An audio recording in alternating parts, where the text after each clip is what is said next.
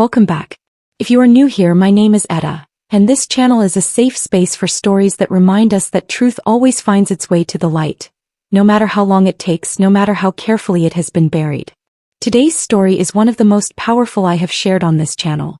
It is about a woman who sat in the front pew of her church every single Sunday for 11 years, smiling, serving, trusting, while the man she called her husband quietly stole from God's people and planned to destroy her completely.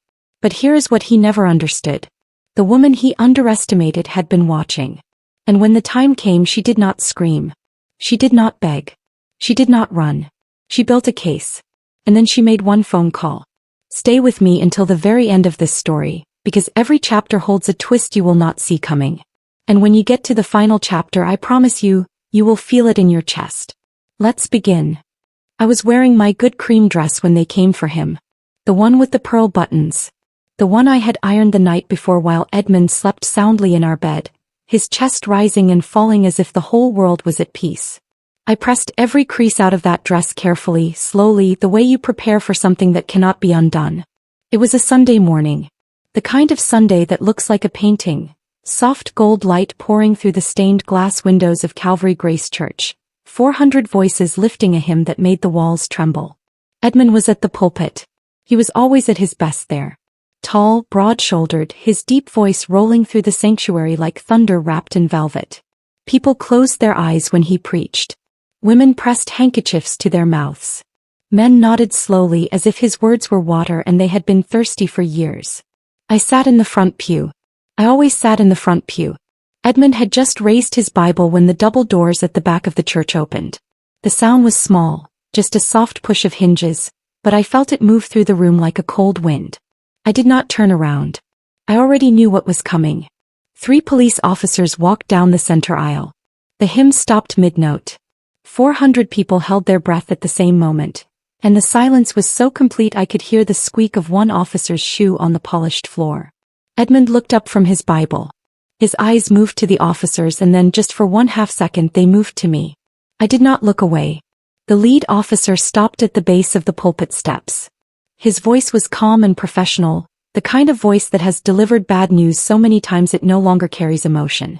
Pastor Edmund Osei, you are under arrest for criminal fraud, theft by conversion and misappropriation of funds. Please step down from the pulpit.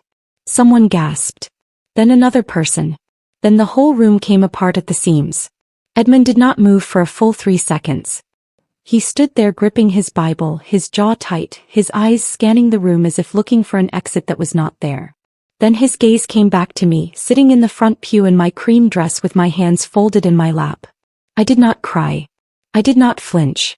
I did not look away. Because I was the one who had made the call. Let me take you back 6 months because none of this begins at the end. It begins the way most painful things begin. Quietly with something small enough to ignore. From the outside, my life looked like a blessing that other women prayed for.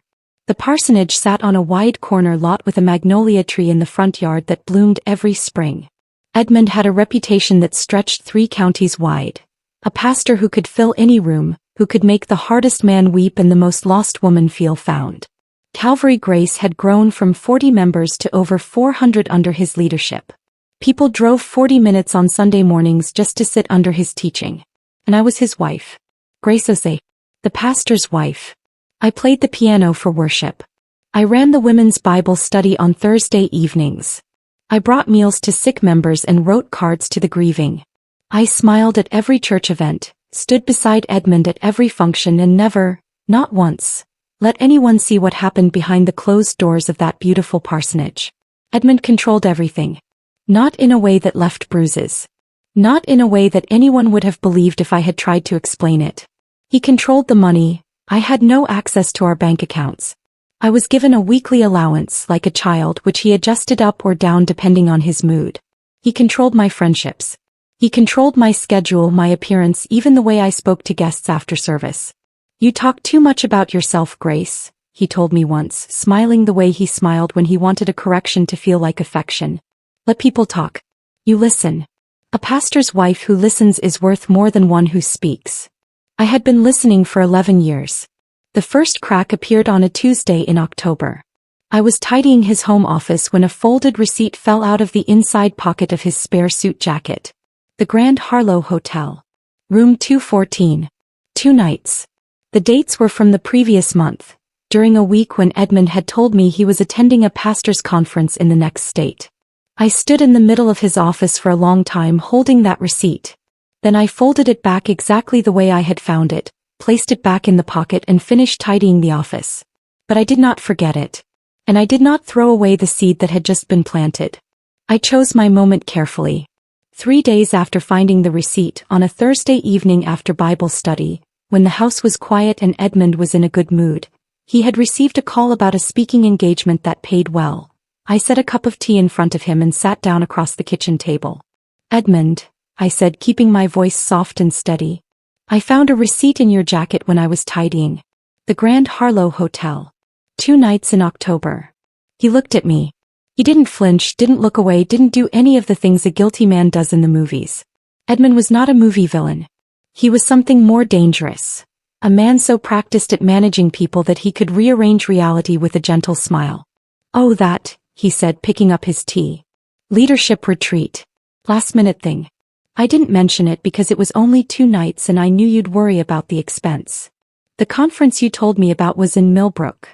The retreat was separate. Small group of pastors, private setting. You know how those work, Grace. They don't put those on the official calendar." He looked at me the way a teacher looks at a student who has asked a question with an obvious answer. "Why would I lie to you about a leadership retreat?" And then he smiled. "You've been under a lot of stress. You're reading things into nothing." That was the end of the conversation. That Sunday, Edmund preached on the importance of trust in marriage. He spoke about how suspicion was a seed planted by the enemy, how a wife's doubt could erode the foundation of a godly home. He didn't look at me once during that sermon. He didn't need to. Every woman in the front 10 rows was nodding. I sat in the front pew and smiled the way I always smiled. But when I got home, I took a small notebook from the back of my bedside drawer. I had bought it 2 days earlier, paying cash at the pharmacy, which was something I had never done before.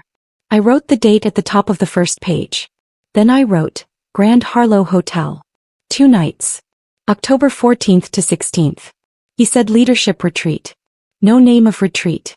No other pastors mentioned. I closed the notebook and slid it back into the drawer. I had started keeping records. A woman who has been managed for 11 years learns to move without being seen. I had become very good at appearing to be exactly where Edmund expected me to be, doing exactly what he expected me to do, while quietly doing something else entirely. It is a skill that comes from survival. You don't plan it. It just grows in you the way ivy grows into cracks in a wall. 2 weeks after the hotel receipt, I was returning Edmund's study Bible to his desk when I noticed the pages sat differently than usual. The Bible was thick and old, the spine worn smooth from years of use. But there was a slight bulge near the back section. I opened it carefully. Tucked between the final pages were 3 folded bank statements. Not our household account.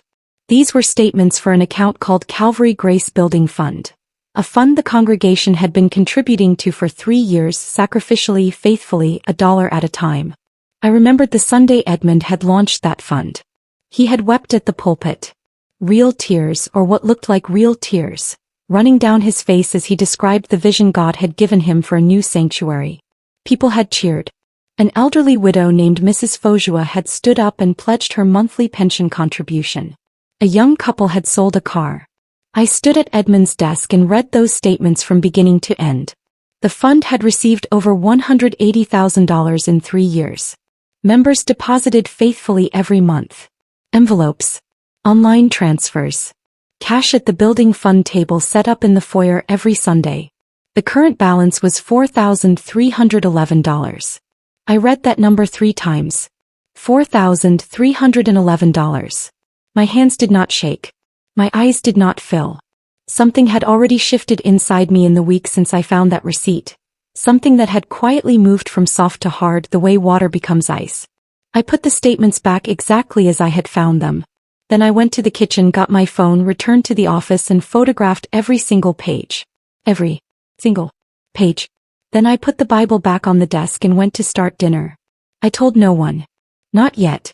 A secret shared too early is a secret ruined. I had learned that from Edmund himself. 3 weeks later, Edmund announced a banquet.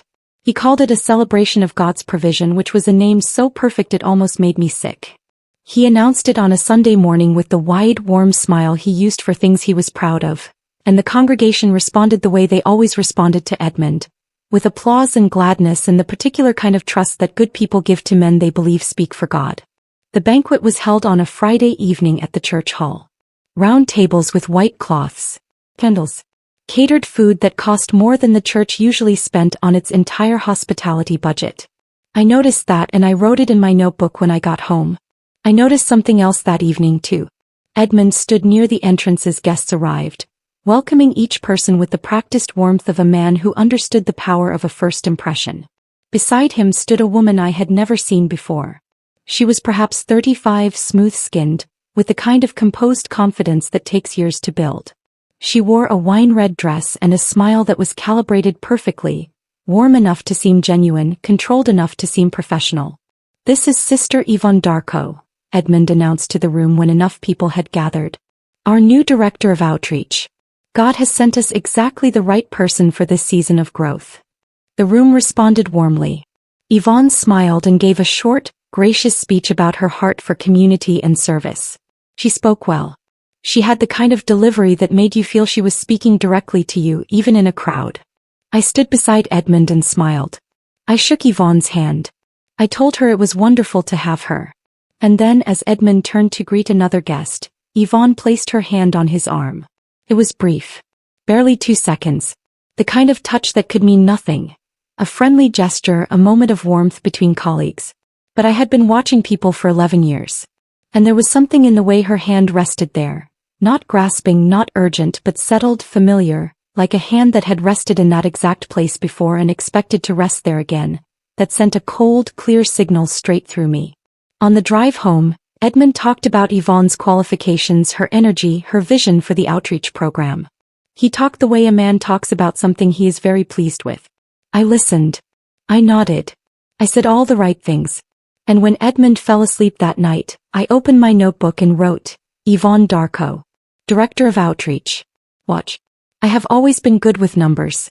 Edmund knew this, which is perhaps why he worked so hard to keep me away from them. Before I married Edmund, I had worked for 4 years as a bookkeeper for a small business. I was precise and methodical, and I took quiet satisfaction in the way numbers told the truth about things when everything else was noise. Edmund had encouraged me to leave that job when we married. He said it was beneath me. He said I was called to higher things. What he meant, I understand now, was that a wife who understood finances was a wife who might ask questions. The Monday after the banquet, I dressed neatly, got in my car and drove to First Community Bank. Not the branch near our home, but the one on the other side of town where the tellers didn't know my face. I explained to the branch manager that I was the spouse of the account holder for the Calvary Grace Building Fund account, and that I had concerns about a clerical error I had noticed on a statement. I was calm. I was polite. I had printed the photographs of the statements clearly and brought them in a plain folder. The branch manager pulled up the account. What she showed me next took the air out of my lungs. 8 months ago. 8 months, which meant 2 full months before Edmund had introduced Yvonne Darko to the congregation as a new hire. A second name had been added to the building fund account. Yvonne Darko. She was a co-signatory. She could deposit, transfer, and withdraw from the account freely. And the records showed that she had done all 3. I sat in that branch manager's office and thanked her for her help. I asked her to print a full 12-month transaction history. I folded it into my bag. I thanked her again. I walked to my car. Then I sat in the driver's seat and did not start the engine for 40 minutes. I was not crying. I want you to understand that clearly.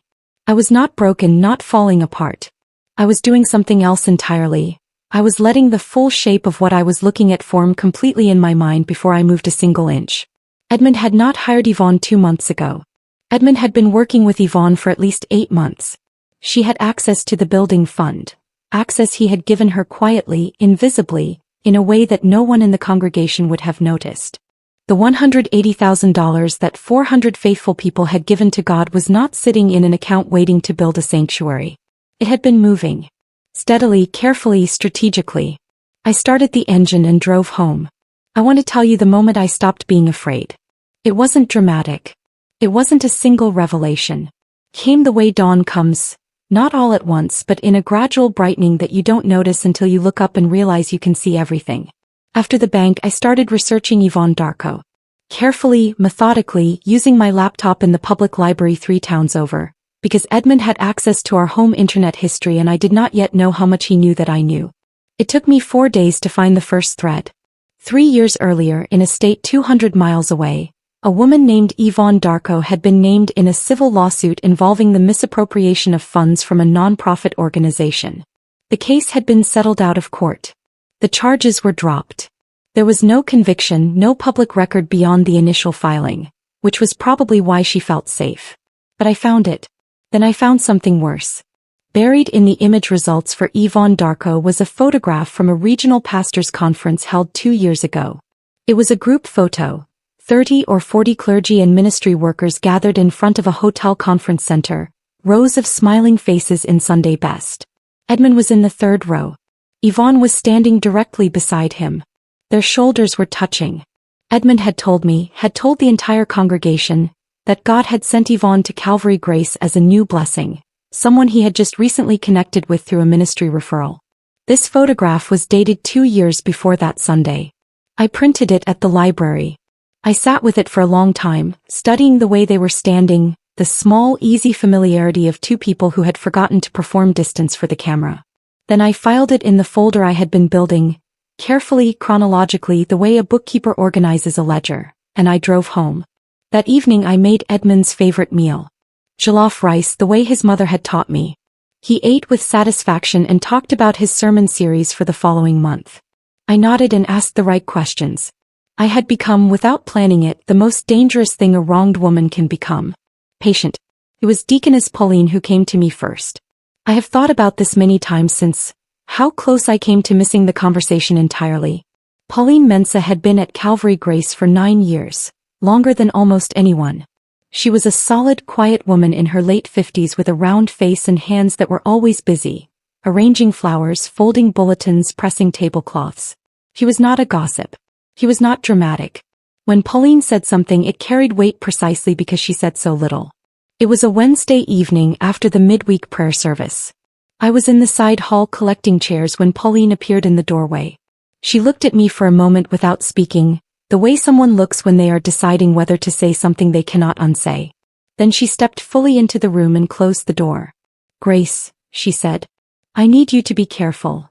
I kept stacking chairs. "Careful about what, Pauline?" She was quiet for a moment. Then, "Some of us have been noticing things. For a while now.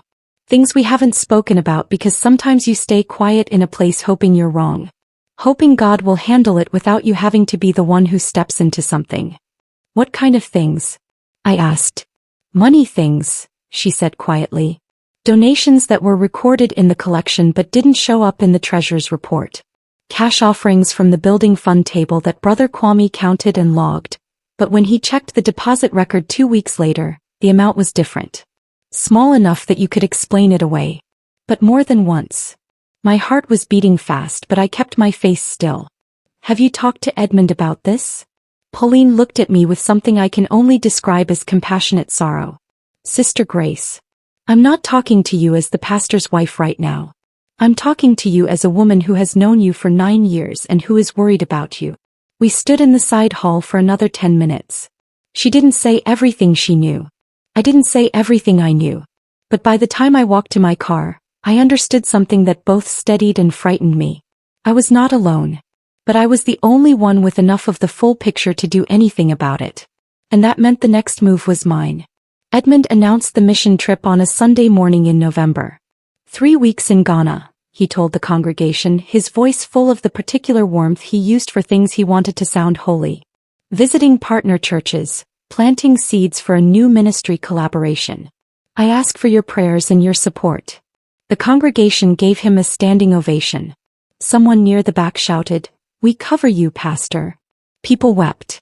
This was what Edmund did to people. He made ordinary announcements feel like sacred moments.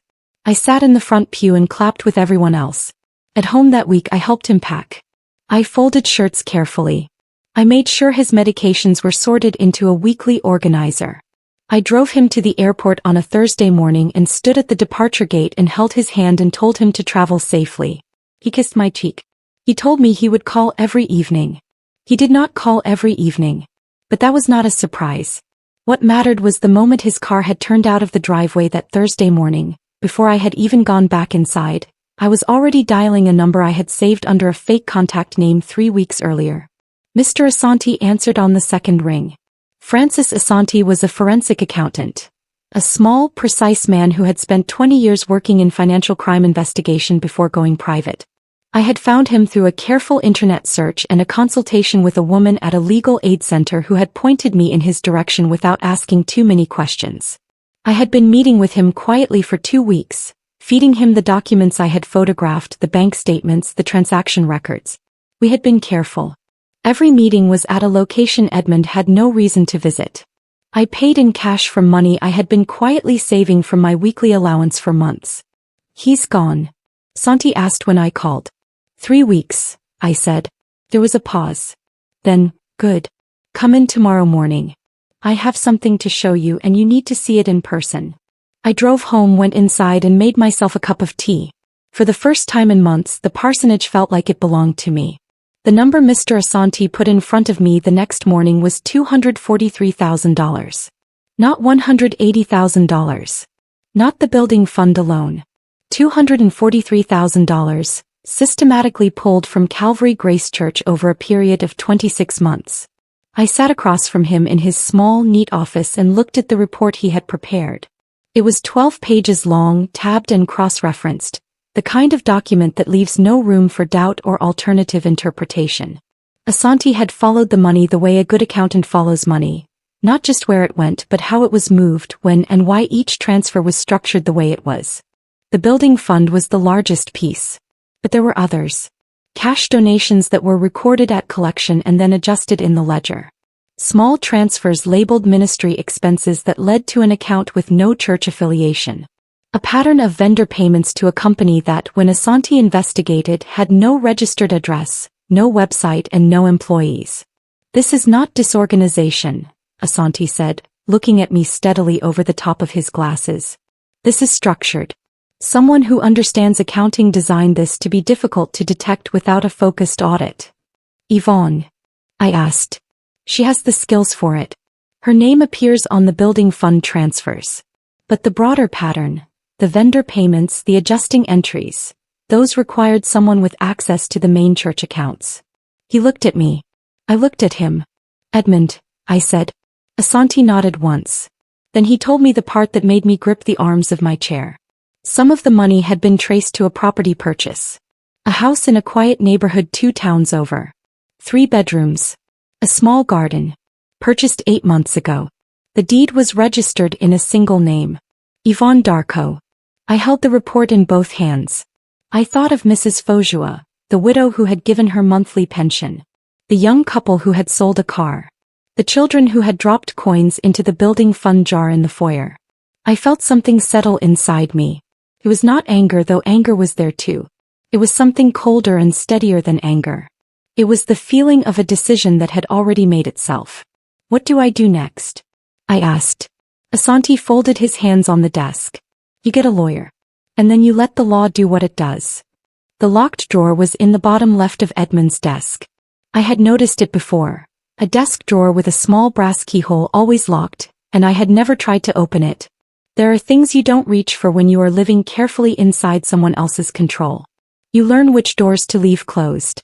But Edmund was in Ghana and I was no longer living carefully.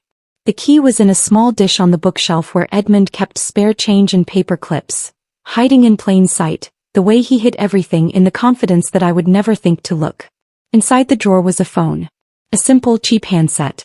A burner phone, the kind bought with cash, no contract, no name attached. The kind people use when they don't want a record. My hands were steady as I turned it on. It had a simple PIN code. Edmund used the same 4 digits for everything important. The year of his ordination. I had learned that years ago and filed it away without knowing why. The phone opened. There were hundreds of messages. A thread between Edmund and a contact saved only as Y. I did not need to guess who Y was. I read slowly, carefully. The messages went back 18 months. The affair was there, obvious and ugly and not surprising anymore. But the affair was not what made my blood turn cold. About 4 months ago the tone of the messages had shifted. There were discussions about the parsonage, about how it was registered. Edmund knew it was in my name, given to me by my late father, who had been shrewd and deliberate about protecting his only daughter. He resented this. The messages made that clear. Then 2 months ago a plan had begun to take shape in those messages. Small, careful, methodical, the same way Edmund did everything. The plan was to have me removed. Not physically. Worse than that. Edmund and Yvonne had been discussing how to build a case, quietly through church members they trusted, through carefully planted rumors, that Grace Osei had been struggling with her mental health, that she was unstable, that she was paranoid, that she was making wild accusations about things that didn't exist. If Edmund could get enough people to believe that, he could use it in a divorce proceeding to challenge my capacity, to contest my father's estate, to take the parsonage. I sat at his desk for a very long time. Then I photographed every single message on that phone and put it back exactly where I had found it. Attorney Nana Boateng had a small office above a dry cleaning shop, which was not impressive, but the wall of commendations behind his desk was. He specialized in financial fraud and family law, a combination that seemed unusual until you understood, as I had come to understand, how often the two intersected. He had been recommended to me by a woman at the Legal Aid Center, who described him as someone who did not frighten easily and did not overcharge. I arrived with a plain folder. Inside it was everything. The bank statements, the forensic report from Asante, the transaction records, the conference photograph, Yvonne's fraud case history from 3 years ago, and the photographs of every message on the burner phone. I sat down across from Attorney Boateng and placed the folder on his desk. "Take your time," I told him. He read for 18 minutes without speaking. I know because I watched the clock on his wall. He read the way a careful person reads, slowly going back to recheck things, his pen moving occasionally to make a small mark in the margin. Halfway through the forensic report his pen stopped moving. He looked up from the pages. Then he looked at me. "Mrs. Osei," he said, and his voice was the voice of a man choosing his words with great precision, "your husband has committed at least 4 felonies." I nodded. "I know. The financial crimes alone, the misappropriation, the fraudulent transfers, the shell vendor payments, those carry serious criminal penalties. The burner phone evidence showing conspiracy and the plan to have you declared mentally unstable adds further criminal exposure. And the property purchase in Yvonne Darko's name using church funds could constitute money laundering." He set the folder down and looked at me steadily. "How long have you been building this?" "About 2 months, I said. He was quiet for a moment. "Then, you did this alone?" "Mostly." He picked up his pen and opened a fresh legal pad. "Tell me everything from the beginning. Every detail in order. Leave nothing out." I folded my hands in my lap and began to talk. Outside the world continued as normal. Inside that small office above the dry cleaning shop, I handed someone else the weight I had been carrying alone for 2 months. It was the first time since October that I felt like I could breathe without counting the seconds. Edmund came home on a Thursday. His flight landed at 2 in the afternoon, and I was waiting at arrivals with a warm smile and a travel mug of coffee, the way I always was. He looked tired. He always looked slightly deflated after trips, as if the performance of being Edmund Osei required a live audience to sustain it, and 3 weeks without one had taken something out of him. He hugged me at the gate and said the trip had been fruitful. I said I was glad. On the drive home he talked about the churches he had visited, the relationships he had built, the doors God was opening. I listened and asked questions and said all the right things. I was good at this. I had been practicing for 11 years. At home I had made his favorite meal, jollof rice with fried plantain and grilled chicken. He ate with the satisfaction of a man who felt the world was well ordered and in his favor. He talked about his plans for the new year. New sermon series. New outreach initiatives. He mentioned Yvonne's name 3 times in 15 minutes, always in the context of ministry work, always just slightly too casually. I refilled his glass and said Yvonne sounded very dedicated. After dinner, Edmund went to his study. I cleared the table and washed the dishes, listening to the sound of him moving around in the room where I had read the messages on a burner phone that was back in a locked drawer, undisturbed. Then his phone rang. He answered it in the study. The door was not fully closed. A moment later I heard the study door open and his footsteps moving toward the back of the house. He went outside onto the back porch. I turned off the tap. Through the kitchen window I could see him standing with his back to me, one hand pressed flat against the porch railing, his shoulders rigid. He was nodding. Then he shook his head. Then he stood very still. Whatever was on the other end of that call, it was not good news. I picked up the dishcloth and dried my hands slowly. My hands were perfectly steady. The soup on the stove continued to simmer.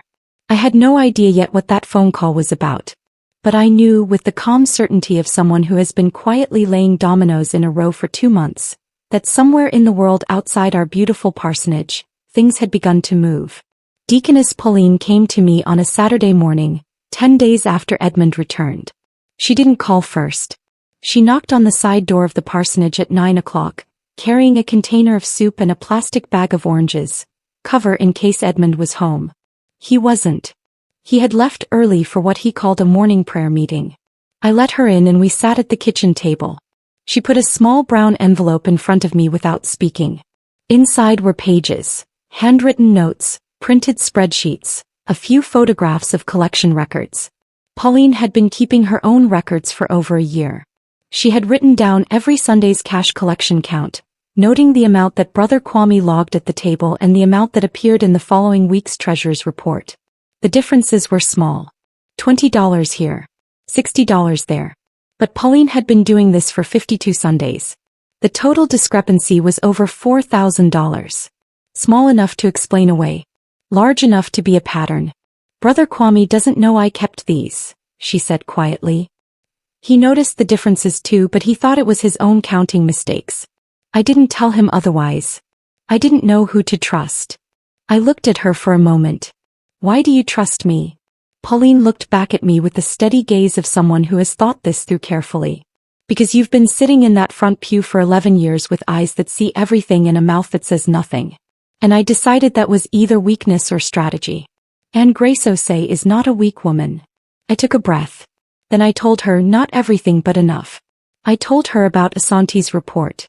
I told her about the building fund account. I told her about the $243,000. Pauline did not cry. She pressed her lips together and looked at the table for a long moment. Then she reached into her bag and took out another envelope. This one had 3 pages inside it. Signed statements, each from a different church elder, each describing financial irregularities they had witnessed and noted over the past 2 years. They had each written their statements independently. They had each given them to Pauline separately, each asking her to hold them, not knowing what to do. She had been holding them for months. I think it's time, she said. I looked at those 3 statements and I thought, this is no longer just my word against Edmund's. This is a wall. And a wall built by many hands does not fall. Edmund began to feel it. I could see it in small things. The way he watched me sometimes when he thought I wasn't looking, the slight pause before he answered questions that once would have rolled off his tongue without hesitation. He couldn't name what was shifting. He just knew that something was. One evening in December he sat across from me at dinner and said in his gentlest pastoral voice that he was concerned about me. You've seemed distant lately, Grace. Withdrawn. Some of the church members have mentioned it. I looked at him. Which members? He waved his hand in a way that meant the question wasn't the point. I just want to make sure you're all right. That you're not carrying something alone that you should be bringing to me. There was. The first small step of the plan I had read on the burner phone. Plant the seed of concern. Establish a record of Grace being unwell. I'm fine, Edmund, I said. 2 days later he sat me down and told me he had decided it would be best if I took a sabbatical from church activities for a while. Rest, he said. Focus on my health. In 11 years he had never asked me to do less at church. My presence was part of his image. The fact that he was now trying to reduce my visibility told me that he knew things were moving and was trying to limit my access to people. Reduce my credibility before it became necessary. Of course, I said with a soft smile. You're right. I think I do need some rest. He looked slightly surprised at how easily I agreed. What he didn't know was that I was going to use every hour of that sabbatical. 3 days later, I drove alone to the diocesan offices in the city and asked the receptionist for a private appointment with Bishop Kweku Anchi, the district overseer of our denomination. I gave my name as Grace Osei. The receptionist recognized it immediately. The appointment was scheduled for the following Tuesday. I drove home slowly, windows down, the cold air sharp on my face. Edmund had handed me time and space, thinking it would weaken me. He had given me exactly what I needed. Bishop Anchi's office was not what I expected. I had imagined something formal and grand, befitting a man of his position. Instead it was modest, bookshelves crammed with commentary volumes, a worn wooden desk, a window that looked out onto a parking lot. The bishop himself was a small man in his late 60s with close-cut gray hair and the particular weariness of someone who has spent decades managing people and their failures. He greeted me courteously and offered tea. We made small talk for perhaps 2 minutes. Then I opened my folder. I had organized it deliberately, chronologically, clearly labeled, with Asante's forensic report as the centerpiece and the supporting documents arranged around it. Attorney Boateng had advised me on what to include and what to hold back. Lead with the financial crimes, he had told me. Let the weight of numbers speak first. Bishop Anchi read in silence. I watched him. He was practiced at composure. You don't reach his position without learning to hold your face still. But about halfway through the forensic report, something moved behind his eyes. A small, involuntary tightening around the corners. He turned to the conference photograph. Edmund and Yvonne, shoulders touching 2 years ago. He set it down. Then I placed the final item on his desk. Not the full burner phone record. Boateng had advised me to keep that for the criminal investigation. Just 3 pages. The most direct messages. The ones discussing the plan to have me declared unstable. Bishop Anchi's face went the color of ash. He sat back in his chair and looked at the ceiling for a moment. Then he looked at me. Mrs. Osei, I have to tell you something, he said. His voice was careful. 6 months ago, I received an anonymous letter raising concerns about financial management at Calvary Grace. I brought it to my senior counsel and they advised that without specific documentation it was too vague to act on. I accepted that advice. He paused. I should not have accepted that advice. I said nothing. Bishop Anchi picked up his phone from the desk. His hand was steady. His voice when he spoke was the voice of a man who had decided something. I need to make some calls, he said. Thank you for coming to me, Sister Grace. I will be in touch before the end of this week. I drove home in silence. The dominoes were falling now. One by one in the order I had set them. Edmund got the call on a Wednesday afternoon. I was in the garden when I heard his phone ring inside the house. I stayed where I was, pulling dead leaves from the rose bushes my father had planted along the fence before he died, the ones I tended every season with a faithfulness that had nothing to do with roses and everything to do with him. 20 minutes later, Edmund appeared at the garden door. He was dressed quickly, his collar slightly askew, something Edmund would never normally allow. I have to go into the diocesan office, he said. Bishop Anchi wants to meet. I looked up from the roses. Is everything all right? I'm sure it's routine. But his jaw was tight in the way it got when things were not routine at all. I'll have dinner ready when you're back, I said. He left. I went back to the roses. He was gone for just over an hour. When Edmund came home I knew immediately. I knew from the way he closed the front door. Not loudly, not with the controlled restraint he usually managed, but with a heavy finality that moved through the whole house. He stood in the hallway for a moment. Then he walked into the kitchen where I was setting the table. My license has been suspended. His voice was quiet, almost disbelieving. Pending investigation. Anchi says there have been serious allegations. Financial irregularities. He would not tell me who raised them. I placed a fork beside a plate. Edmund, I'm so sorry. That must be very stressful. He looked at me.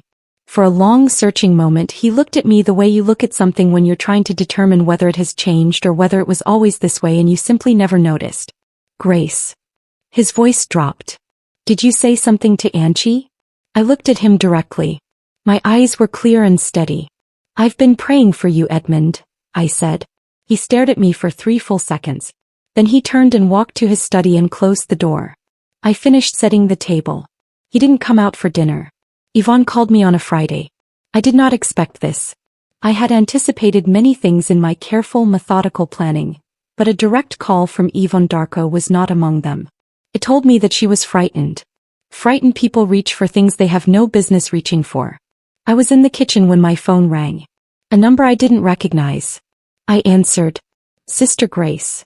Her voice was controlled, but underneath it was the particular vibration of a person trying very hard to sound calm. This is Yvonne. I think we need to talk. I sat down at the kitchen table. I'm listening, Yvonne. What followed was 17 minutes of a woman dismantling herself.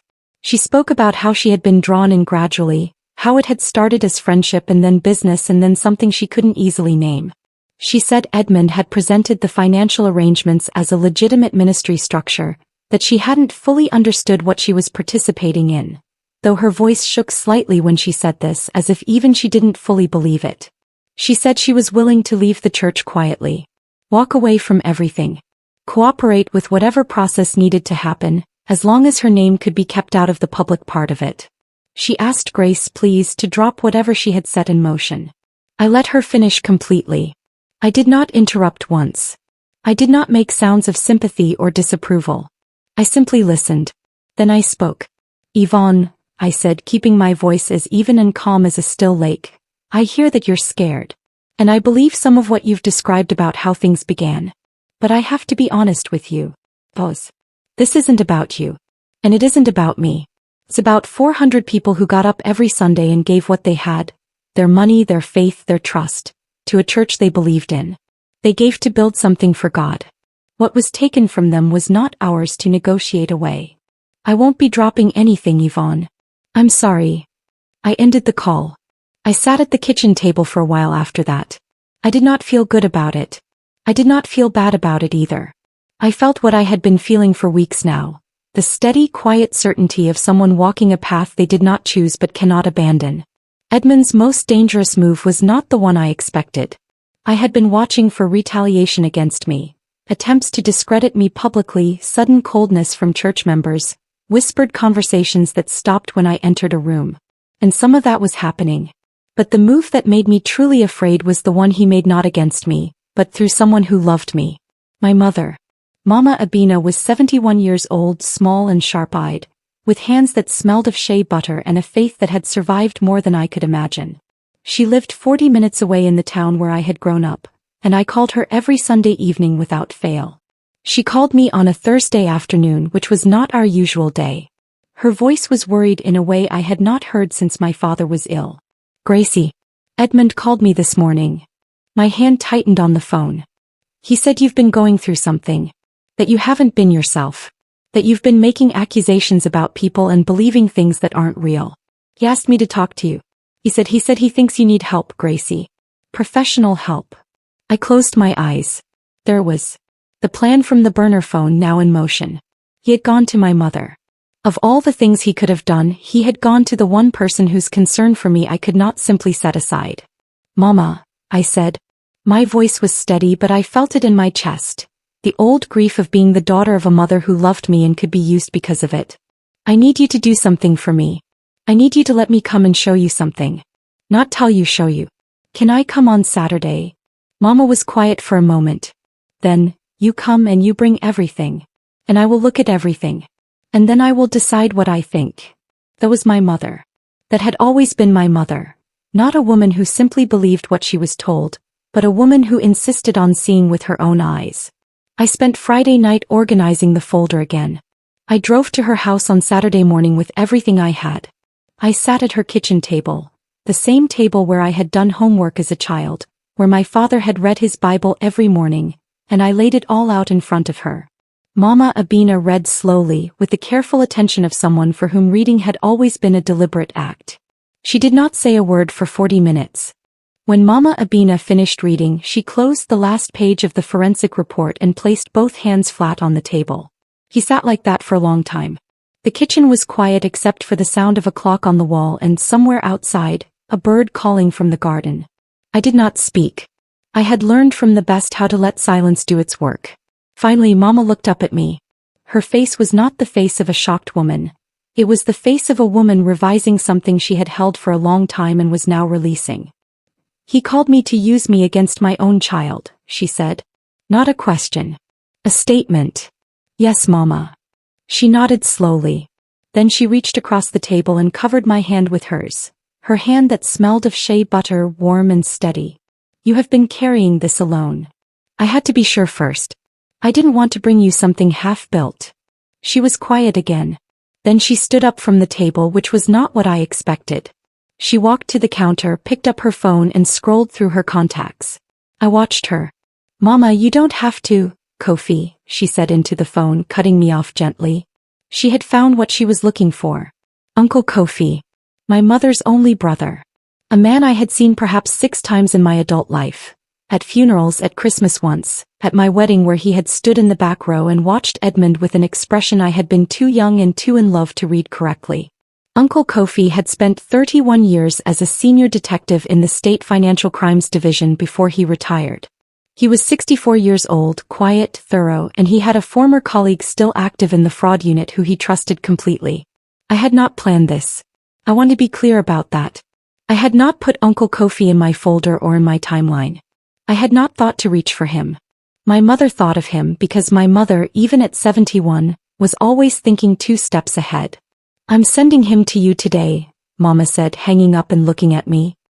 "He will know what to do with this." I looked at my mother across the kitchen table. I had thought I was protecting her by keeping her away from this. I had not understood that she was going to be the one who closed it. Uncle Kofi arrived at Mama's house that same afternoon. He was a tall, lean man who moved without hurry, the way people move when they have learned that rushing causes mistakes. He greeted me with a nod and sat down at the kitchen table and opened the folder without preamble. He read everything twice. The forensic report, the bank statements, the conference photograph, the burner phone records. He asked 2 questions in the first hour, both specific, both about dates, and I answered them precisely. After the second reading, he sat back and looked at me. "You didn't approach the police directly," he said. Attorney Boateng advised against it until the documentation was complete.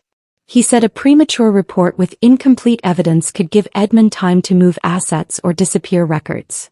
Uncle Kofi nodded. He was right. He looked at the folder again. "This is a strong case. Not just strong, it's built. You've done work that most financial crime investigators would take 6 months to assemble. I had help. Mr. Asante." Still. He looked at me. "Does Edmund know how much you have?" "He knows something is moving. He doesn't know how much." Uncle Kofi picked up his phone. He called his former colleague, a man named Detective Poku, whom he had trained 15 years earlier and who now ran the financial fraud division. He did not put it on speakerphone. I sat at the kitchen table with Mama and waited. The call lasted 11 minutes. When Uncle Kofi came back to the table, his expression was settled. "Poku wants to meet with you. Formally as a witness and a complainant. He says if the documentation is what I've described, they can open a case within 48 hours. I had spent 2 months building this carefully, brick by brick, in the quiet and the dark. And now, sitting in my mother's kitchen with Uncle Kofi across from me, I felt the structure become real in a way it hadn't before. Not a folder, not a plan, but an unstoppable thing. "Tell Detective Poku I'll be there tomorrow morning," I said. Mama squeezed my hand under the table. The rumors reached the congregation before anything official had happened. This was inevitable.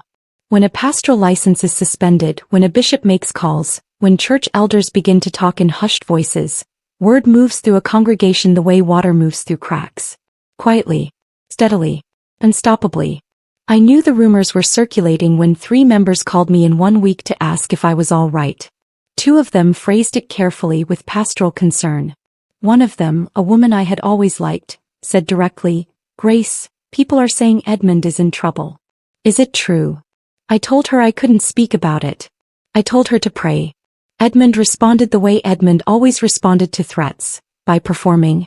On the 3rd Sunday after his license suspension, he appeared at the pulpit. He had not been formally removed yet. The denomination's process required investigation before final action, and Edmund understood better than anyone how to occupy space before someone else could. He preached for 57 minutes. It was one of the finest performances I had ever seen him give. He spoke about spiritual warfare, about the wolves who come after men of God, about how the enemy targets leaders because leaders carry the most light. He wept at one point, real-looking tears, the kind that moved through the congregation like a ripple. He spoke about betrayal. He spoke about people who smile to your face and carry weapons behind their backs. Half the congregation was in tears by the end. I sat in the front pew. I did not cry. I did not look away. I did not shift in my seat. I let him preach. I let him perform. Because I had learned something important about Edmund Osei over 11 years of watching him. He was at his most dangerous when he was cornered, but he was also, then, at his most reckless. Every word he spoke that Sunday was being heard by people who would, within days, begin to understand what those words had really meant. Let him have the pulpit one more time, I thought. It was the last Sunday he would ever preach at Calvary Grace. I already knew that. I woke up at 4 in the morning on the Sunday of the arrest. Edmund was asleep. I lay beside him in the dark for a few minutes, looking at the ceiling of the room where we had slept for 11 years. I thought about the version of myself who had walked into this marriage. Young, certain, full of a faith that I still had but that had been rebuilt from the ground up into something harder and truer than what I had started with. I got up without waking him. I made tea in the kitchen in the dark, standing at the window looking out at the garden where my father's roses still grew along the fence. I read my Bible at the kitchen table for an hour.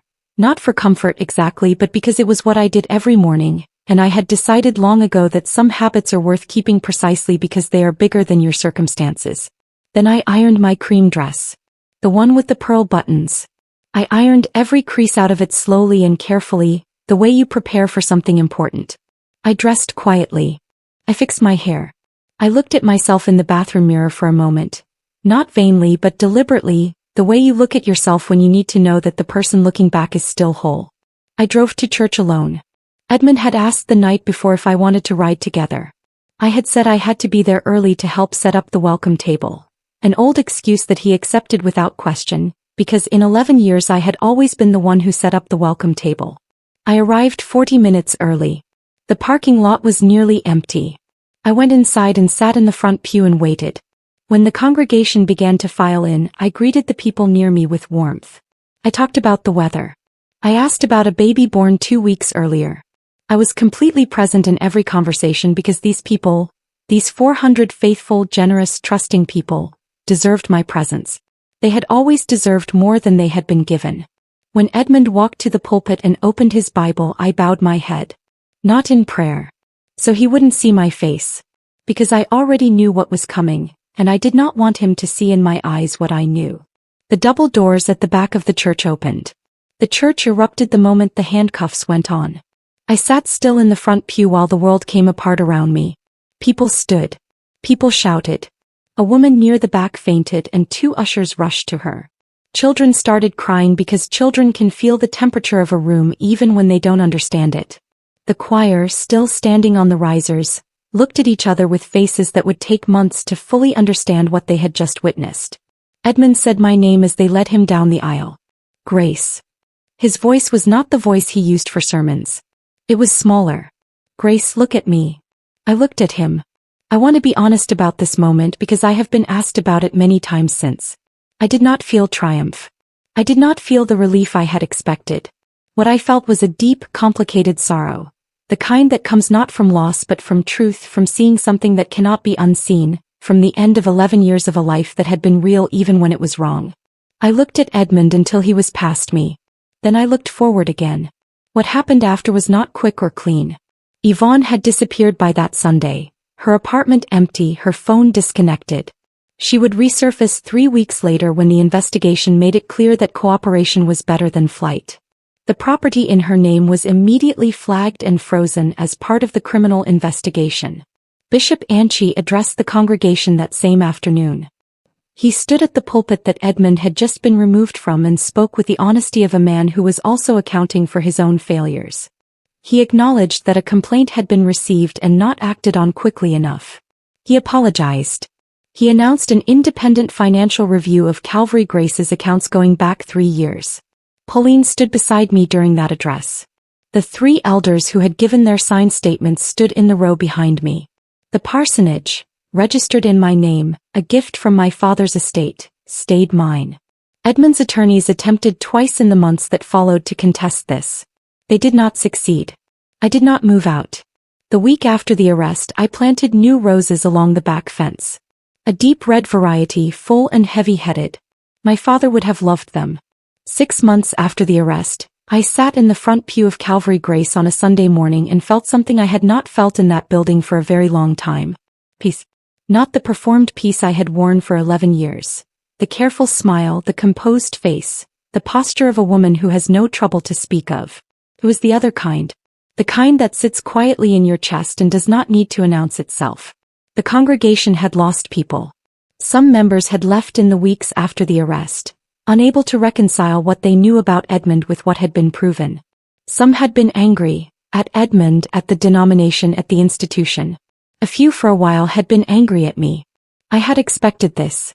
I had made peace with it before it happened. But many had stayed. And more had come, quietly, carefully, the way people come to a place that has been through fire and is still standing. An interim pastor, a gentle man named Reverend Osei, now led worship. He was not charismatic in the way Edmund had been. He did not make women weep or men pound the armrests. He was steady and honest and thorough, and the congregation was learning slowly that these things were enough. That they were, in fact, more than enough. The building fund had been partially restored. The investigation had recovered $187,000 of the $243,000. The remainder was tied up in ongoing legal proceedings. The denomination had made an emergency contribution. And, unexpectedly, beautifully, when the story became known in the wider community, donations had arrived from churches and individuals who had never set foot in Calvary Grace but who understood what it meant to have something sacred stolen. I never gave an interview. Several journalists called. A podcaster who covered faith and accountability cases reached out 3 times. I declined every one. This story was not mine to broadcast. It belonged to 400 people who had trusted and been failed and were now slowly beginning to trust again. Edmund's trial was scheduled to begin that week. On the morning it started, I drove to the courthouse not to attend, but to drop off Mama Abina, who had decided she wanted to be there. I walked with her to the entrance and waited while she gathered her bag and her good coat. She turned to me before she went in and cupped my face in both her hands that smelled of shea butter, warm and steady, the hands that had comforted me my whole life. "Your father would be proud of you, Gracie," she said.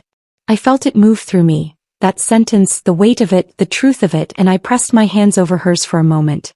Then I smiled. Not the smile I had worn for 11 years in the front pew. The real one.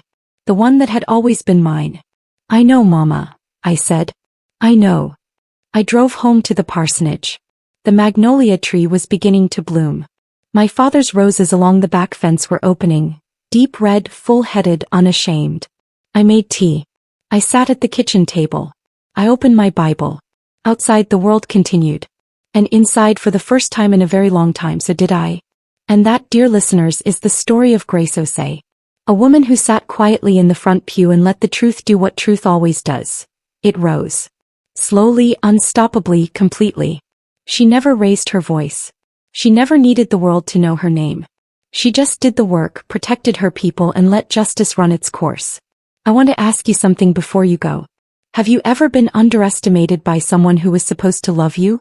Have you ever had to carry something alone, in silence, because no one around you was ready to hear it yet? If this story touched you, if it reminded you of your own strength or gave you courage for something you are walking through right now, I want to hear from you. Drop a comment. Someone else needs to hear this story today. Please share this video with them. You never know who is sitting in their own front pew right now, waiting for the courage to act. This is Revenge Served by Karma with Etta. And I will see you in the next story.